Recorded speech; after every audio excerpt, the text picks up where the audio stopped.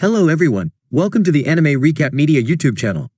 Please like the video, subscribe to help our channel and enjoy this full video. Tomiya Gantitsusai revealing his ambitious plan to eliminate the competition, while searching for the elixir.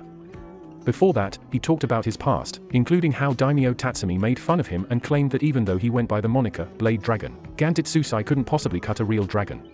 Yamada Seaman Fuchi, Gantitsusai's executioner, was also introduced. He was seen as more interested in dissecting human bodies than beheading. He was fearful at the thought of a stronger group being called upon if the shogun became impatient. The battle continued from the previous episode, where Gabimaru and Sagiri found themselves surrounded by bizarre fish-like creatures. Sagiri struggled with the brutality of the situation, illustrating the vast difference in their life experiences. Despite this, Gabimaru protected her in the midst of battle without even realizing it demonstrated his underlying capacity for empathy. Yuzuriha and her Aseman executioner, Yamada Aseman Genji, made a dramatic entrance in this episode, saving Gabimaru from the strange creatures. Despite his initial mistrust of Yuzuriha, the kunoichi of Keishu, Gabimaru agreed to work with Yuzuriha, who shared valuable information about the island's creatures and their mysterious connection to the human-faced butterflies. Yuzuriha was shown to have two Aseman executioners, Genji and Senta. The latter was her actual executioner, and she trapped Aseman Genji with her flirting. This alliance signaled a shift in dynamics as the characters realized that cooperation might be their best chance of survival. However, Gabimaru's insistence on not fully trusting his new allies kept the tension high, leaving viewers to wonder how long this alliance would last. This is because Yuzuriha's actual face has already been revealed, which showed how much she could lie and do to survive.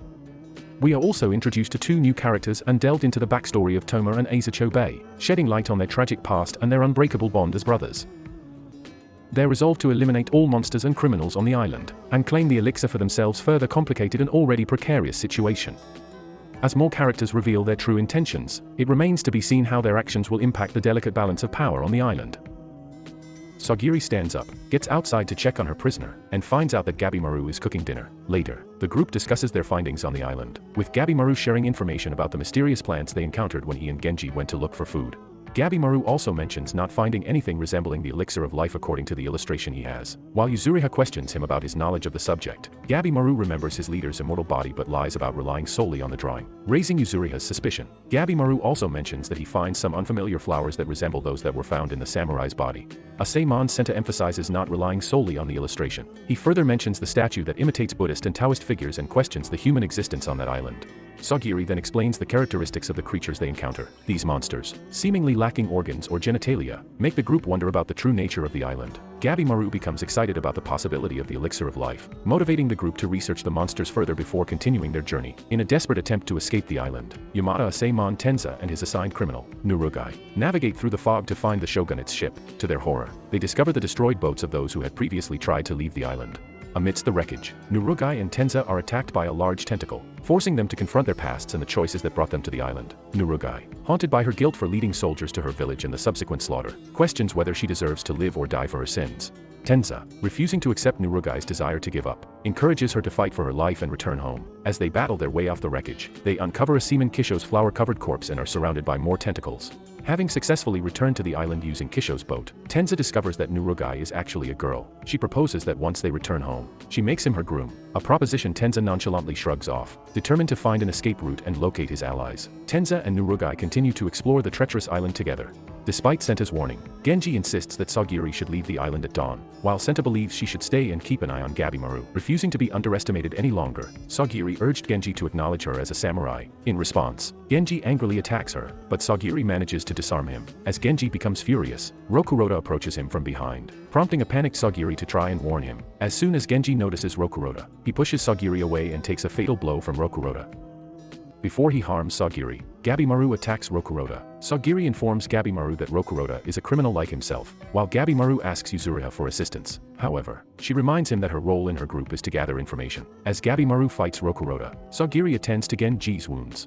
After understanding Sagiri's convictions, Genji offers her his sword and asks her to kill Rokuroda. Sagiri slices off one of Rokuroda's fingers and promises to assist Gabimaru in the fight. Senta wants to assist too, but Yuzuriha says it'd be best for them to observe. Sagiri finds it difficult to put down Rokuroda, so she tells Gabimaru that they must get him to hunch over so she can strike with enough force to wound him. Rokuroda slams Gabimaru to the ground with intense force. Before Rokuroda hits Gabimaru, Sagiri jumps in and blocks his attack with her sword. Rokuroda backs off to give Sagiri and Gabimaru time to think.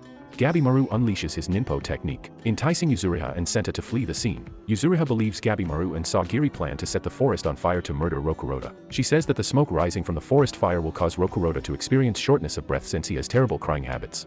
Rokuroda hunches over, allowing Sagiri to behead him. Gabimaru and Sagiri flee the area before the fire picks up. Gabimaru and Sagiri notice the monsters heading toward the fire, so Gabimaru suggests they travel in the direction the monsters came from because it's their only lead to the elixir.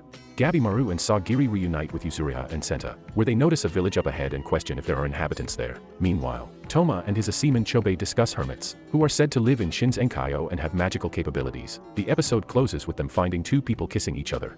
Meanwhile, Gabimaru overhears someone running away and learns it's a girl, and before he knows it, a tree monster attacks. He leaves Sagiri and his allies with the creature to find the girl. He believes she may have intel about the village up ahead, so Sagiri chases after Gabimaru, leaving Senta and Yuzuriha with the monster. Gabimaru and Sagiri reach the child, but she attacks Gabimaru with a powerful attack. Gabimaru captures the girl with some vines, resulting in her crying. Sagiri asks him to let her go. Sagiri comforts the girl, and they reunite with Yuzuriha and Senta.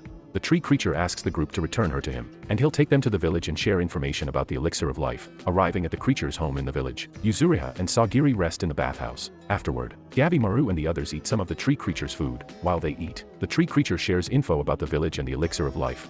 He explains they call Shinseikyo Kotaku. The creature says the elixir exists, and they refer to it as Tan. While the island is separated into three regions, the shore and forest are in Aishu, the village is a part of Hojo, and the elixir is in Horai, within the mists at the center of the island. Once they meet the Tensen, they'll know he's not making any of this up. We also learn that Toma and Chobe are fighting Tensen. They never die or age, and remain eternally beautiful and on a whole new level of strength. The tree creature knows they doubted his kindness, but he also knows they won't last on Shinsenkaio because all humans who arrive here perish eventually. We receive a shot of what appears to be Chobe and Toma's weakened bodies on the floor, with the blonde Tensen towering over them. The tree creature says the Tensen are the most important beings on the island, who command the Sashin. The beings our crew has fought, punish the guilty, and don't adore people who come to the island. They don't kill their victims, they only transform them into beautiful flowers.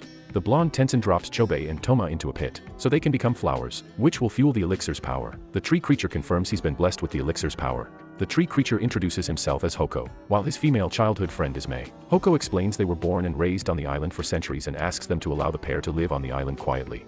Sagiri and Gabimaru spot Mei in the bathhouse, where Sagiri plans to recreate the Edo-style bathhouse experience to help Mei and Gabimaru bathe without awkwardness. Sagiri hands Gabimaru some bath supplies to clean himself up with, and after Sagiri helps Mei get cleaned up, she thanks Sagiri with a hug. The whole scenario reminds Gabimaru of his wife and her advice on why it's important to rest and enjoy life. Gabimaru tells Mei that she shouldn't be embarrassed about her scar and that he knows someone with one who is extremely beautiful. The episode concludes with Gabimaru pondering his goal. How was the video? We hope it was good. If so, please check these videos. Also, please comment down your thoughts and your suggestions for future videos. If you haven't already, please consider subscribing now to show the support to our channel. We hope to see you soon with another video right in this channel. Have a nice day.